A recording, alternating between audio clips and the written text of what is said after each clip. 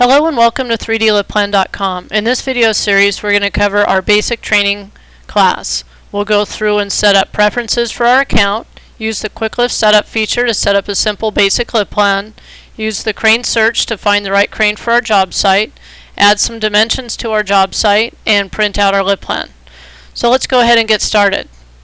Once you've logged into your account, you'll be at the My Account page, and you can also access the My Account page at any time by clicking on the tab at the top here that says My Account. Once you're at the My Account page, you'll notice under the My Account box there is a link here that says Preferences, so we'll go ahead and click on that. And in here we can set preferences for every time we create a brand new lift plan. It will default to each one of these preferences. So we can select whether we want US or metric units as our preferred units. We can also select what we want for our preferred ground color, and if you select none, it's going to give you a white background. You can also select the default sky color.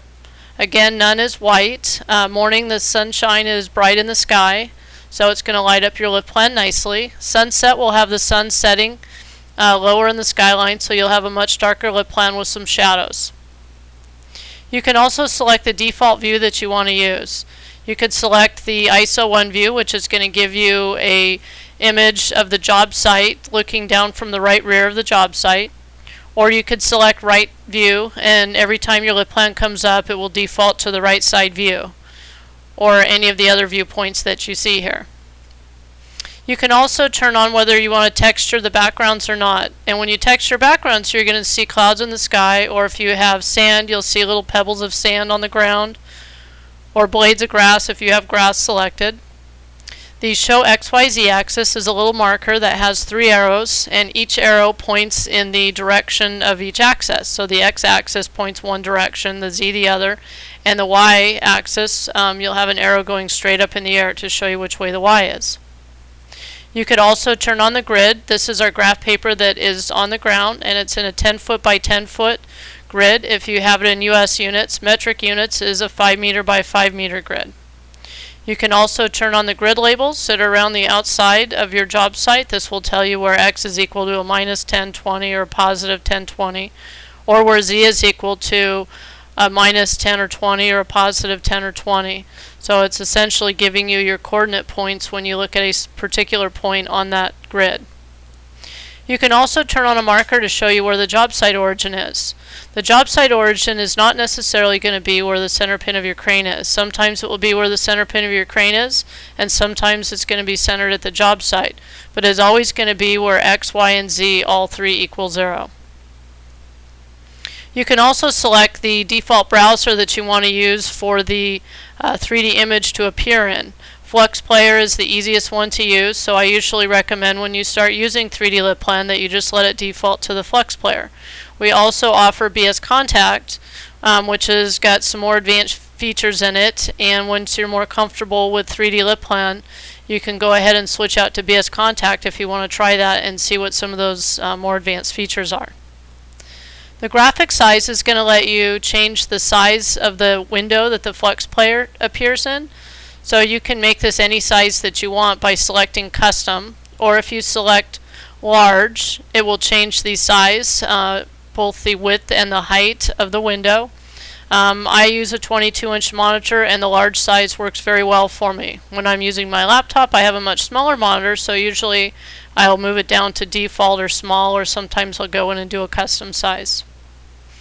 The clearances refer to when you're using the crane search feature.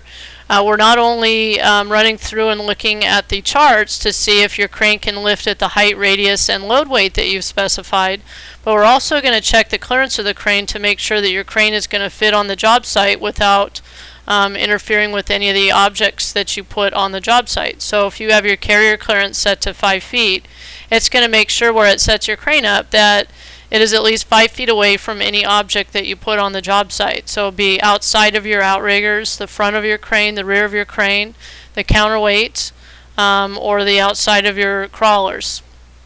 The boom clearance is going to be the distance that you're clearing the building that you're lifting over. So how far away the boom is from the front edge of the building that you're lifting over. And your rigging clearance is going to be your anti-2 block clearance. So that's going to be the distance from your rigging up to the tip of your boom. So once you've gone through and set all of your preferences, you can then select Update, and it will go ahead and put all those preferences in place for you. So now the next thing that we're going to do is let's just create a new lift plan. So from the My Account page, you'll notice a box right in the middle here that says Create a new lift plan. So the first thing you want to do is let's give it a name. So we'll call this one Basic 210. And then we'll hit the little button here that says Create New Lift Plan. And then the first page that we end up at is our lift plan settings page. And as we maneuver through all the different pages, you'll notice if you're looking at this blue box on the left-hand side, that as we maneuver through the pages, each one of these links will light up. So at any point we can go back to a page that we were at and make any changes that we want to make. From the lift plan settings page, you can go in and enter information like maybe a description. So let's say we're lifting an air conditioning unit.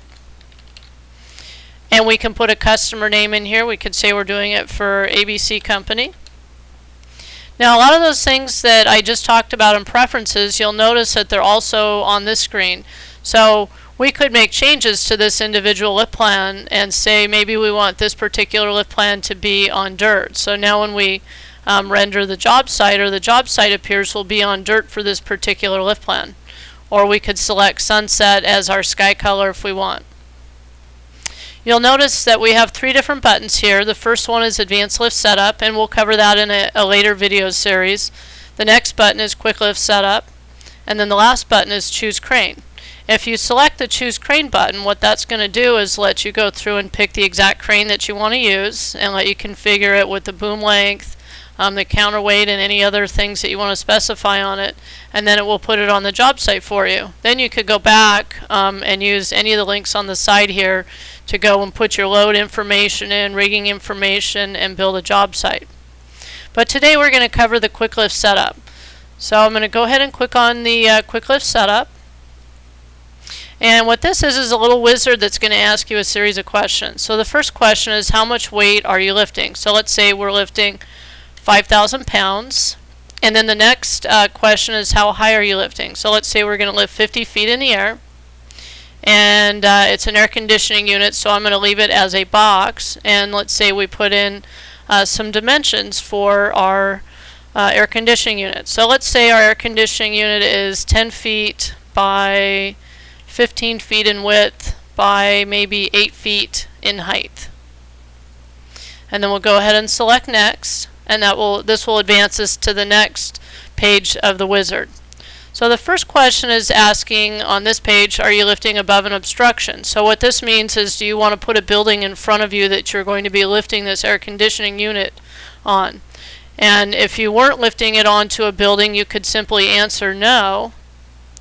And then now you'll notice that the next question comes up, what is the minimum radius for this lift? So you could go in and put what you want in here for that minimum radius. But I do want to put a building in front of the crane that I'm lifting this air conditioning unit on, so I'm going to go back up to the first question and change this to yes. And now you'll notice that that minimum radius question actually went away, because we're going to calculate what our radius is inside of this box here, and we'll get to that in just a moment. So the first thing it's asking is the height of our building or our obstruction. So let's say our building is 50 feet tall. And then the length of it, that's going to be the depth. If you picture yourself sitting in the cab of the crane, whenever we're asking for length, that means the distance going away from us, so the depth of something.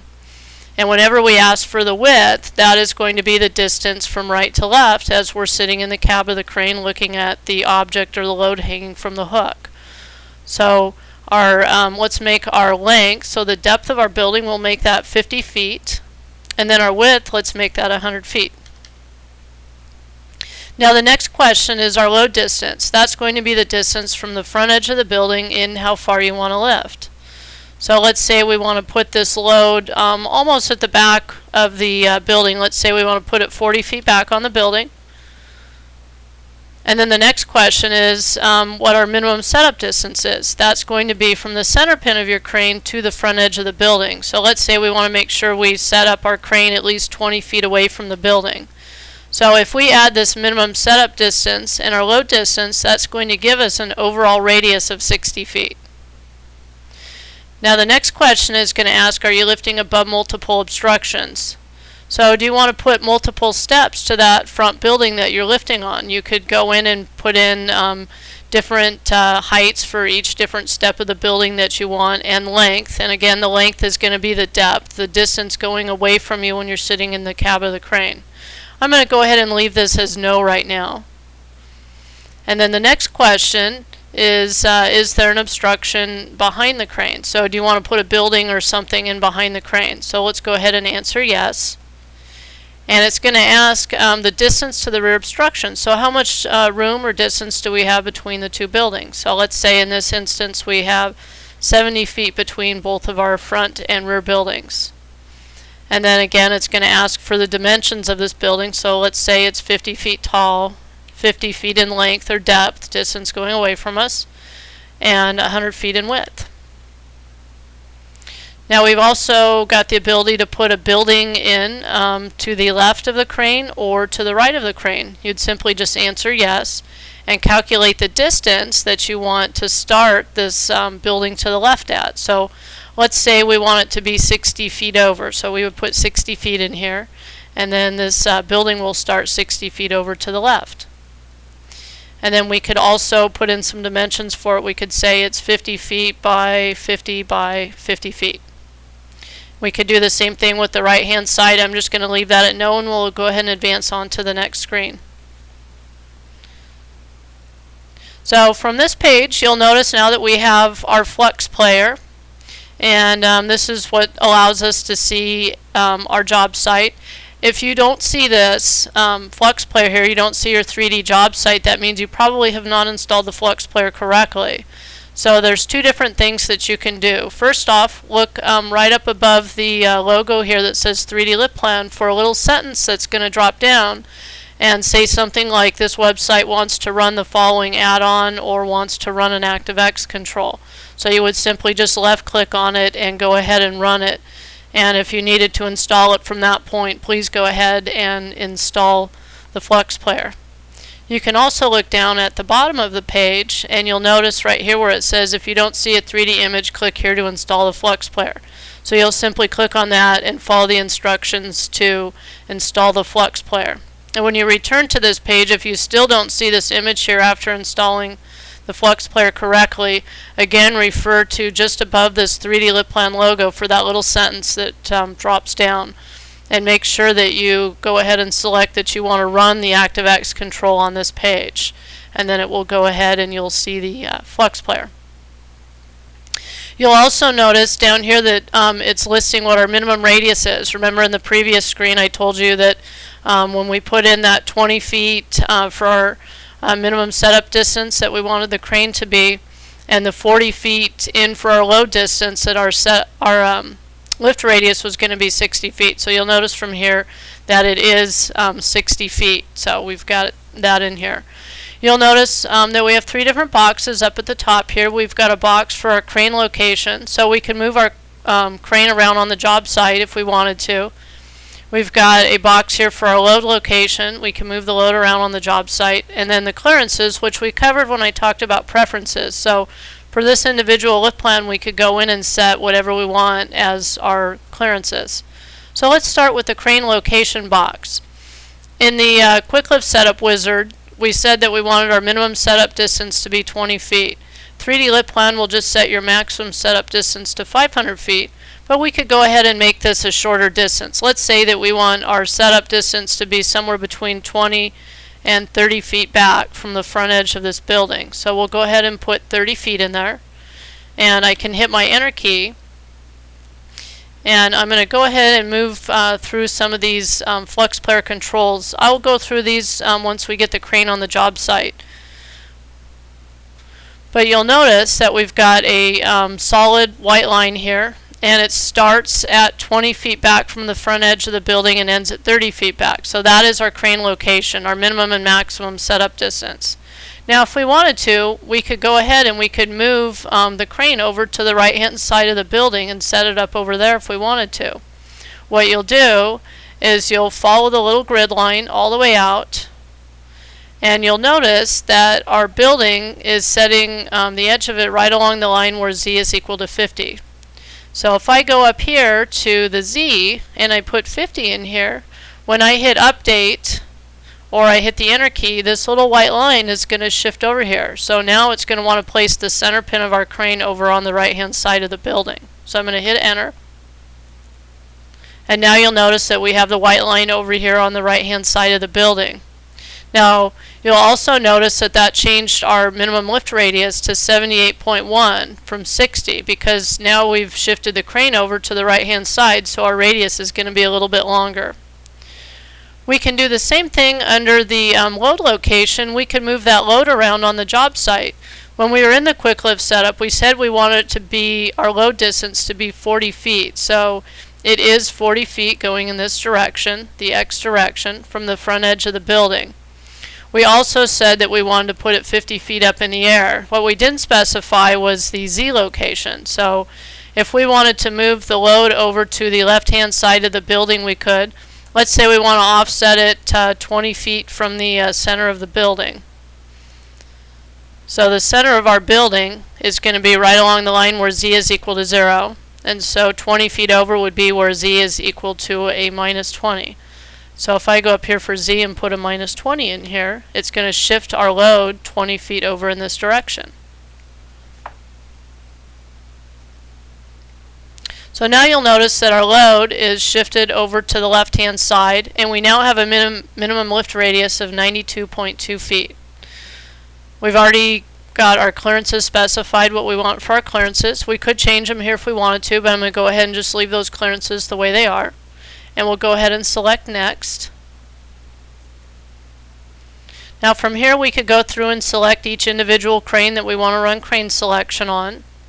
We could also give a minimum maximum tonnage for the crane. Now this has to do with the tonnage rating of the crane. So the GMK 3050 would be a 50-ton crane, or the GMK 4090 would be a 90-ton crane. The Link-Belt HTC 8650 is a 50-ton crane. So you could set a minimum maximum range, and what will happen is if you said that you wanted these to be, say, a minimum tonnage of 90 tons to 120 tons, what it would do is, even though we have this GMK 3050 checked, it would not search this crane and move on to the GMK 4090, which is a 90-ton crane. And then it would skip these three cranes, and the next crane that it would search the charts on would be this RT890, because it's also a 90-ton crane. But I'm going to go ahead and just leave these back to 0 and 99.99, so it searches through all of my cranes for me. We could also just have it search telescopic cranes by unchecking the lattice cranes. Even though we have lattice cranes checked, it will not search the load charts for these cranes by unchecking the lattice. And we could also have it not search jib charts or tire charts or restricted range charts by simply unchecking those. The next thing is our percentage of chart capacity. If you're doing a job for a customer that they say you need to be at least 80% of chart, by selecting 80% in here, it's going to make sure that every configuration that it finds that can do the lift is going to be at least 80% of chart or better. Now remember, all of the charts that we have in 3D Lift Plan are already the rated charts. Like our telescopic cranes, most of them are going to be the 85% derated charts, and lattice cranes the 75% charts. Now the next option is going to let you find best result for each crane or find multiple result. What happens when it is selected best result for each crane, as it's going through each crane, as soon as it finds a configuration that can do the lift, it's going to go ahead and quit searching the rest of the charts for that crane and move on to the next crane. If you want to show every configuration that a particular crane can do, or a series of cranes can do, then you could click on the Find Multiple result, and it's going to search the entire chart for each crane that we have selected. So I'm going to go ahead and select Next and let it run through all 43 of the cranes that we have selected. So you'll notice that we came up with a few results here. We came up with 32 different configurations that could do the lift. We've got the name of the crane here, the boom and jib combination, the range and base, so if we were 360 degrees or we were over side or over rear, or 100% outriggers or extended crawlers or retracted crawlers or 50% outriggers, all of that information would show up here for you. It's going to give us the counterweight for each crane, our chart capacity, our percentage of chart capacity, and remember we said we wanted to be at least 80% of chart or better, so you'll notice as we run through the list that every configuration that is here is at least 80% of chart or better. We've also got the lift radius, tip height, and the boom angle. So we'll go ahead and just select a crane to put on the job site. So let's select the HTC 8675 Series 2. So now what comes up is our job site with our 3 buildings, our crane, and our load. And the load is in the location that we said we wanted. If you look up at the box up here, you'll notice a little line here that says load location. And we've got our X is 40. Remember we said we wanted to be 40 feet in on the building. Our Y is 50. That means that we're 50 feet up in the air. So we're sitting, the bottom of the load is going to be at 50 feet up in the air. And then we've got our Z at a negative 20. That means that our load is offset over 20 feet from the center of the building. Now we've got an option here to change the angle or the rotation of the load, or we can, you'll notice from the picture here that the load is actually rotating with the boom, so it's staying perpendicular to the boom. If you wanted to center this load at the job site instead of having it centered here with the boom, by unchecking the little box here that says with boom, and then hitting update or enter, you'll now notice that the load is going to shift back, so it's now centered with our job site. If we want to rotate the crane around, so we're lifting off the rear of the crane, we could go in and change the carrier of our crane, and let's say we want to rotate it 270 degrees. And so what will happen is our whole entire crane is going to rotate, so we want to pay attention again and remember where we want that location of the load to be. So we'll remember our X, Y, and Z here. So I'm going to go ahead and hit update. And you'll notice that our crane has rotated around, and you'll notice that our load locations are different. So I'm going to go ahead and put these back. Our X was 40 feet. Remember we wanted to be 40 feet in from the edge of the building. And our Z is still at a minus 20. So we'll go ahead and leave that at a minus 20. And our Y was at 50, so we're still 50 feet up in the air. So the only thing we need to change here is the X. So I'm going to change that and go ahead and hit update. And then our load will be back in place and we'll be lifting over the left rear of the crane. Now you can hoist up and down on the crane by using the plus or the minus key or changing your hook height. You could also change the Y location of the load. We can also change the boom length if you want to try a different boom length. You can change the boom angle. We could also highlight the radius and just change our lift radius. From here, let's go ahead and add a couple dimensions into our job site, and then we'll print it out and we'll be all done. So we'll click on dimensions. And you could turn things on like the from the dimension page here, like the lift arc, tail swing arc, tip arc. It's going to give you a range diagram. You could turn some dimensions on for the load, or any of the 3 buildings that we put on the job site. We could put length, width, and height in there. But I just want to add in the setup distance and the lift radius and the load distance. So I'm going to click on the add setup distance link here first. And then next I'm going to click on add lift radius. And lastly I'm going to click on add load distance. So now when I scroll down to the bottom of the page, you'll notice that we've got our load distance in here at 40 feet. We've got our lift radius in here at 90 feet, and we have a setup distance of 30 feet. So I'm going to cover the controls for the Flex Player really quick while we're on this page.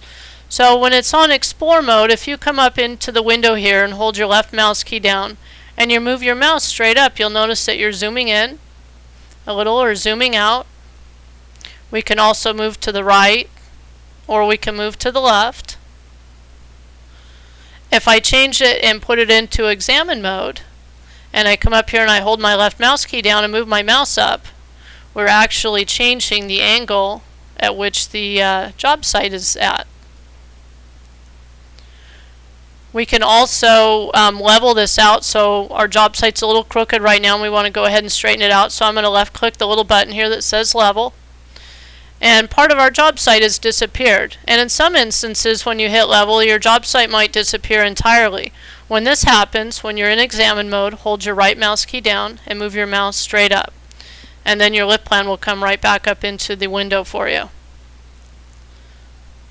We can also zoom in and out if we want by using the scroll wheel on our mouse. So you could zoom out on the job site. We can also use any of the different viewpoints that we have in here. You could use the little arrows to the right or to the left, so we could just click on each arrow and move through each viewpoint. We could also open up the list of viewpoints. We could select top view. We could also select being in the cab, looking up at the load. And we could spin around the job site and look at the job site from any angle.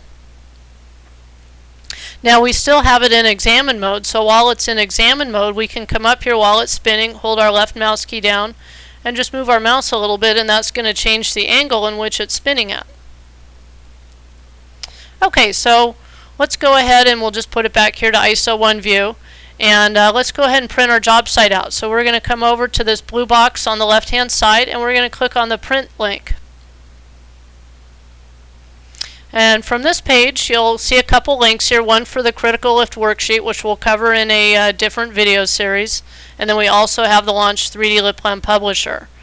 If this is the first time that you've used 3D Lit Plan or tried to print something, you'll have to go ahead and install the Publisher. I've already got it installed, so it will just open up the Publisher for me. But if you get prompted to go ahead and install the 3D Lit Plan Publisher, please go ahead and install that so you can print out your lit plan.